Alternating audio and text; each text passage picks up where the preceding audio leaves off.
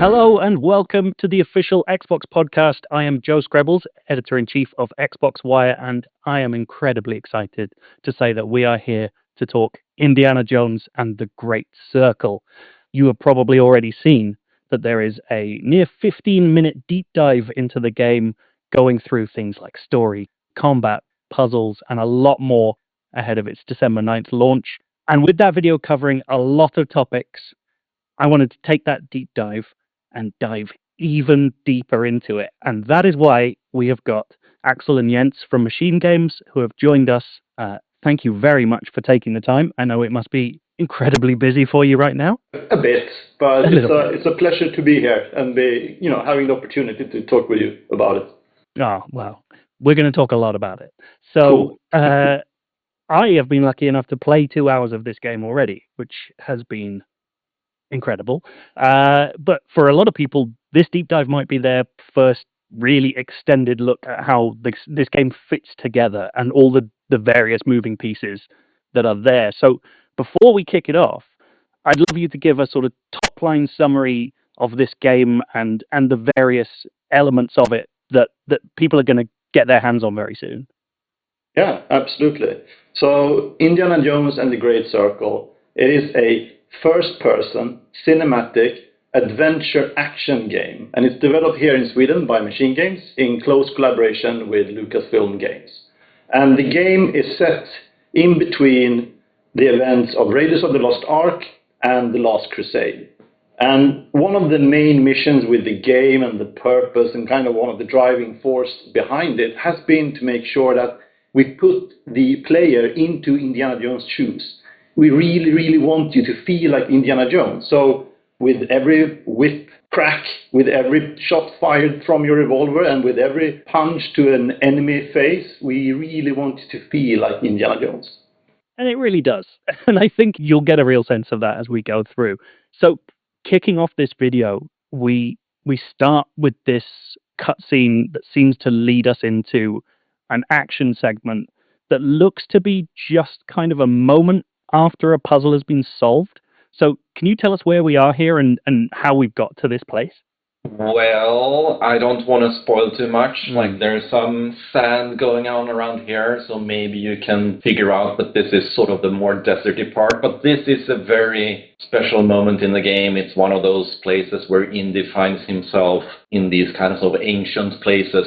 And I love this part of him, like, turning away as he destroys this really ancient artifact for whatever reason. There's a lot of going on here that makes sense as you play through the story, but it's one of those really indie moments in the game that kicks off this series of events that are very indie-like. This is a good example when it comes to the type of environments and which type of settings that you can be expected to come across throughout the entire game experience. Mysterious places that get your brains spinning and your the cogwheels ticking. Like, what is this? What happened here? And most of all, how do I get out of this mess that I now ended up in? So it's a good example on some of the very spectacular events that you will find yourself in the game. And we will often talk about this game as being adventure first and everything. And this particular scene is interesting because, it's adventure, but at the same time, we have these action elements that are so important for Indiana Jones. Setting off this trap that gets the adrenaline going. I think it's super interesting, as you say, like, so many games have that idea of, like, this is a puzzle section, this is an action section. That feels like such a seamless segue from clearly a puzzle has been solved and then we're into this moment of action out of nowhere, and that kind of unexpected element, which does feel more like cinematic because you wouldn't have chapter headings that said this is now a puzzle. So yeah, I think that's it's a really nice way of kind of showing that off. Here we see Marshall College. This is a hallmark of a classic Indiana Jones story, but this is a very specific point in the timeline, as you said. So we have a lot of very traditional ideas about Indy, but who's this Indy? Are there specific things about this point of time for the character that are defining him in your game? Yeah, it's a really interesting question. I think there are two ways that you can answer this, or like there are two portions to the answer that at least I can try to cover a bit.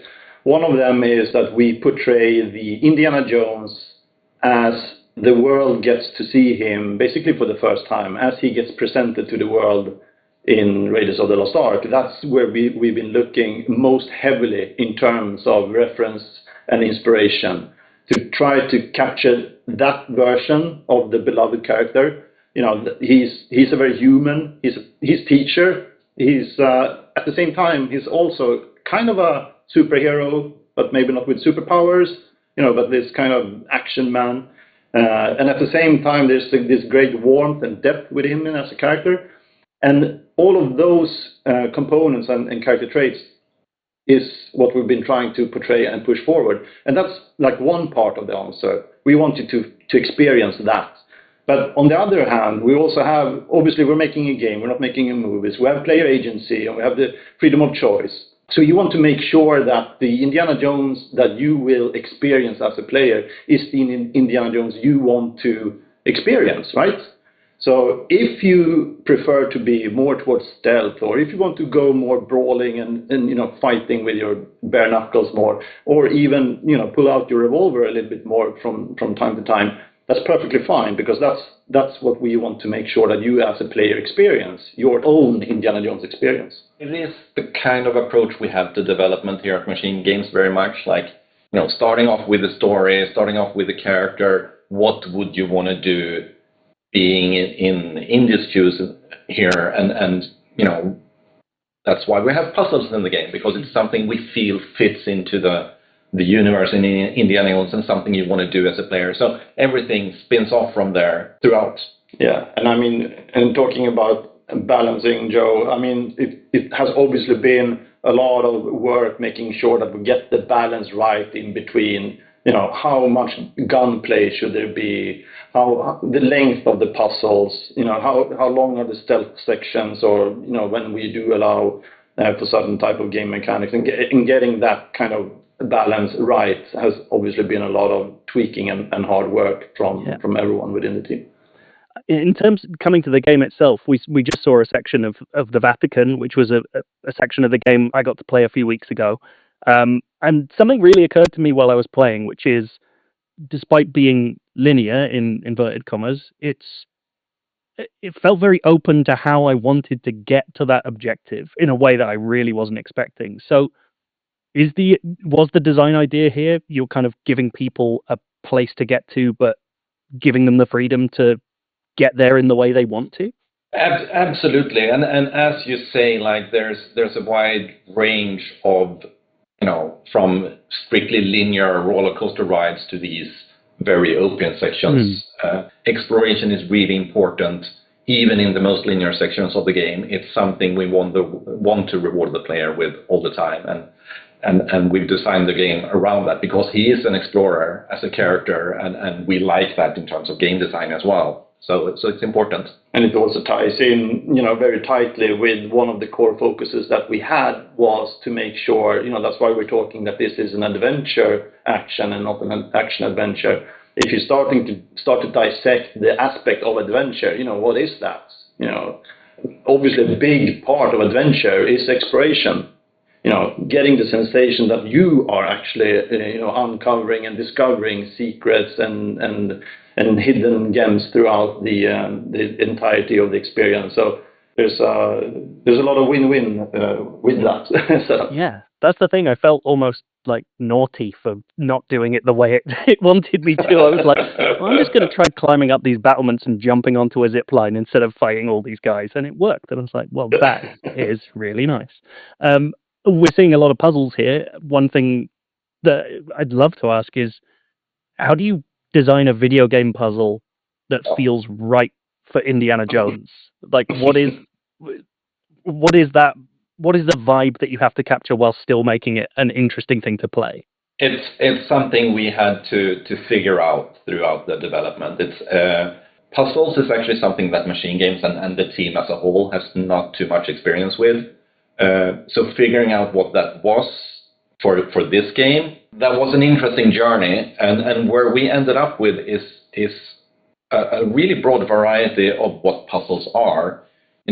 Doing puzzles in a big game that's trying to be both challenging and accessible at the same time is a challenge, right? How do we make sure the players don't get stuck? So we had to work out puzzles that could be challenging. At the same time, we need to make sure there's a way for players who doesn't necessarily want to, fiddle and think and all that kind of stuff. So having a really robust hint system built into it as well was really important. So a lot of effort and work has gone into getting all those components to gel. Yeah, obviously we see puzzles and traps in the movies, right? And most of the time that's like pulling a lever or stepping on the pressure plate and something gets triggered. But when you start to expand on that and making a video game out of it, like what is actually leading up to that? Or what happens if that lever is broken and you need to find, another part to make it work? And I think one of the beauty that has happened throughout the entire puzzle work with the puzzle team and the designers is that the puzzle has almost got their own life. It's like an entity within the game and it spreads out. It's not only you going into a room. It's like, oh my God, here's a wall with some cogs and I need to solve it. Yes, sometimes we have those scenarios also, but sometimes the puzzle just expands so much more and you need to, run some distances to find clues or collect things to put you in a position to solve it. And I think that's why some of the more larger puzzles that we have now in game is very rewarding because it puts you on a path and it forces you to platform around and actually dissect the environment and use your head. And so I think some of them are very rewarding now towards them. I think one of the things that's definitely worth pointing out, and it's made clear in here, but getting your hands on the game, you really see it, is that the kind of the delineation between the main quest puzzles and optional puzzles. And in the Giza section, I was practically tripping over tombs without realizing that there was another puzzle. Like there was a bit where I thought I was crawling into a back entrance to a main story quest, and actually, oh no, it's a whole other tomb with a different puzzle in it, which is incredibly satisfying in terms of exploration. Like it's always nice to find more stuff. But I wondered how you think around, especially with your ideas of challenge and accessibility, can optional puzzles get harder because people don't have to complete them? Do they have to be smaller because they're optional, or do you have large-scale optional puzzles that people can find? Like, how did you think about bringing both those sides together? No, exactly what you're saying. Like, we have a substantial part of the game that is optional, especially for the open sections. If you keep your blinds on, you can go through those and just experience a third of the major content there, or even less. There's plenty of stuff to stumble on. Finding a mystery around every corner was kind of one of the things that we wanted to give you that feeling that there are things to discover if you just look, and not only small things, as you say, there are big pieces of content that you wouldn't encounter unless you go off the beaten path. Right. And we've talked a lot about the adventure, so let's talk about the action, stealth and combat, which, that's a lot of your minute-to-minute play in this game. One thing that really struck me when I was playing, and I think you kind of see an element of here, is combat initially in the early stages was a lot harder than I thought it would be. Like the melee combat and really getting your head around not being hit as much as hitting feels like a key part of that. It was a big part of your thinking here, sort of fighting smarter rather than harder in that sense, or at least until you get some of those skill book upgrades later on? Well, it's about the character again, like coming back to like what would Indy do? What would you do as Indy? So it's about setting the right expectations for the player. This is not a game where you just rush straight into a group of enemies and expect to take them down. You are not a superhero. So stealth is going to be the starting point for a lot of different scenarios in this game. But it's indie. The majority of the combat in this game is going to be hand-to-hand, using your whip and using the items around you to overcome these situations you put yourself in.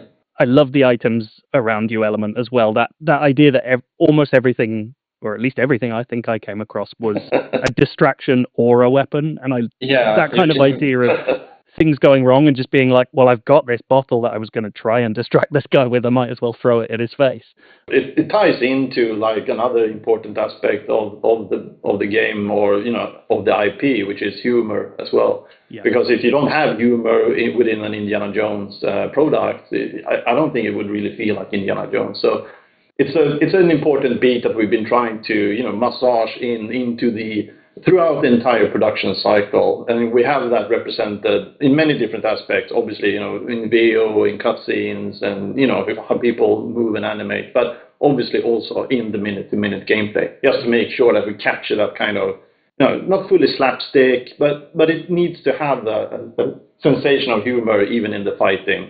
And you can hear some fantastic lines from Indy, played by Troy Baker, as he has fun remarks on the enemies going down. That's Professor to you, as he knocks them out. It just adds to the whole combat experience. And then you've got the whip as well. And one thing I noticed here that I definitely didn't notice while I was playing is it feels like the whip is sort of location specific in combat where you hit people. So it looks like you can disarm people, you can pull them over. Yes, you can absolutely. You can whip prep people in the face and they react to that, or you can disarm them.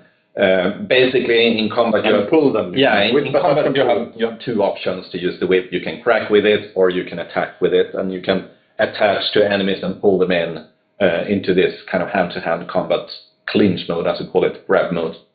You will encounter throughout the game that, depending on what type of opponent you have in front of you, they will also react differently if you try to whip pull them. If it's a small soldier or maybe a very large soldier, they will have different type of strength and also react differently when you're trying to do the same type of action.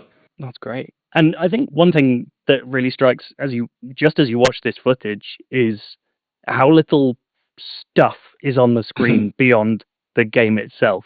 If that feels like a very conscious decision to, again, you're looking through Indy's eyes, and so you don't want to distract. Was that kind of philosophy going in there? Yeah, no, I mean, I think that we have a tradition at MG to always try to minimize the amount of HUD and UI elements on the screen. I mean, we love to get as immersed into the experience as possible.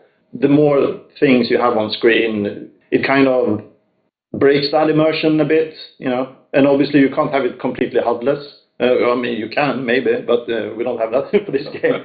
So at least trying to get it down to a minimum has been one of the focuses. And I think that we have a nice balance now towards the end, where we have the essentials, the necessary pieces of information is there for you to be able to understand the mechanics and perform accordingly. But it's absolutely a design choice. And, that ties into, becoming the character and being immersed into this world of Indy.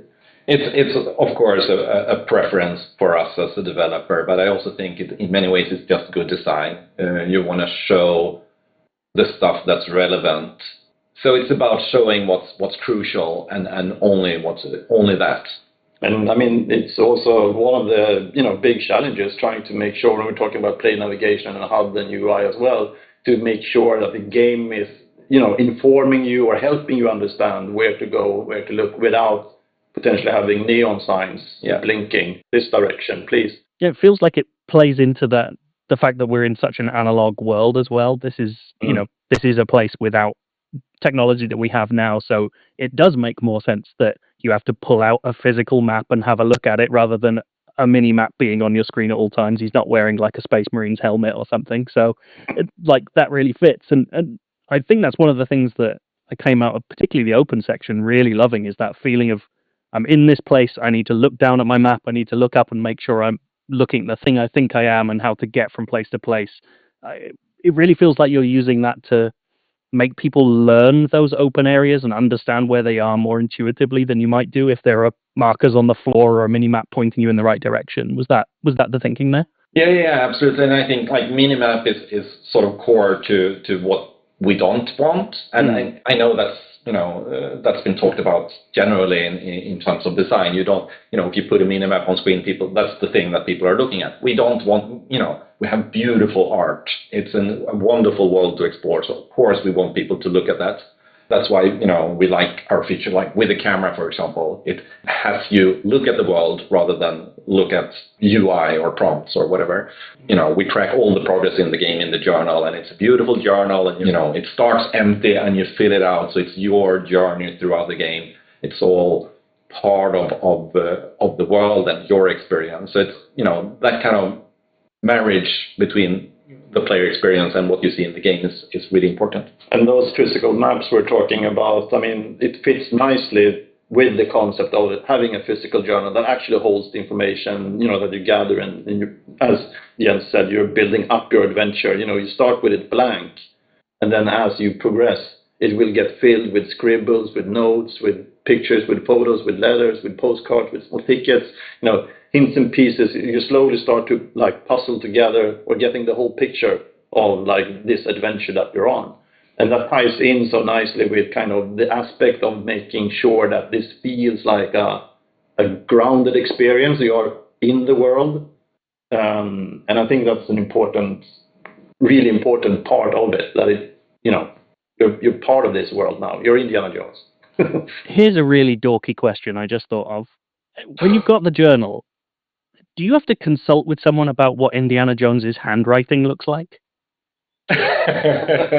We just decided. More or less. One of the beautiful aspects of working together with Lucasfilm Games is they are, of course, the experts on Indiana Jones. We've been granted access to their archive to be able to see, peek behind the curtain, basically, of all concepts and photos from the earlier movies. And obviously all of these things are, vetted and run through Lucasfilm Games also in this continuous collaboration. So, but the good thing is, of course, that they understand that this is a game. There are things that we need to do that they don't necessarily do in the movies, and vice versa. So we've talked about a lot of stuff today. There is a lot more to talk about that we haven't had time to get to. One thing that we haven't talked about really at all is the breadth of locations in this game and how many places we're going. We see a lot of them in here, some that people have played and press and media already, and some that they haven't. But I wanted to ask a sort of teasy question, if you're able to answer it, which is, are there more places we haven't seen that will be going in this game? No, we have shown everything there is in the game. There's nothing more to explore. It's done and over. No, jokes aside, yeah, absolutely.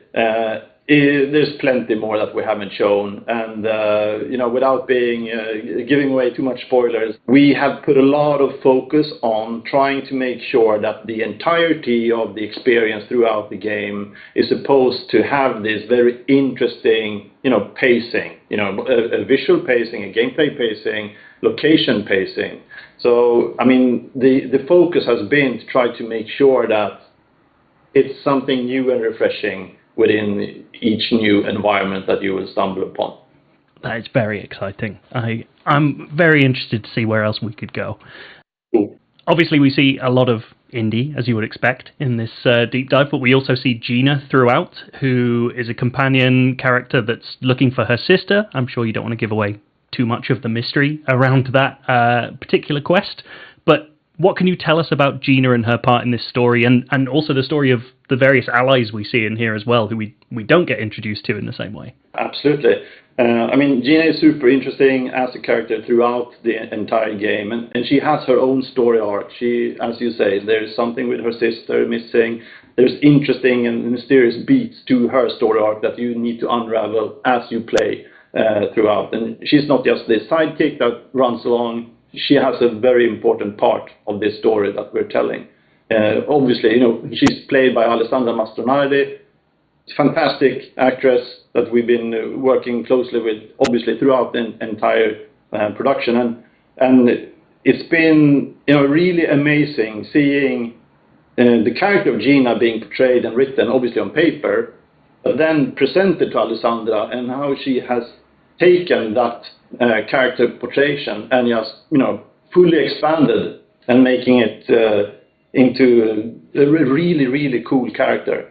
And seeing her playing, with against Troy Baker, that plays Indiana Jones, of course, has been very, very rewarding and fun.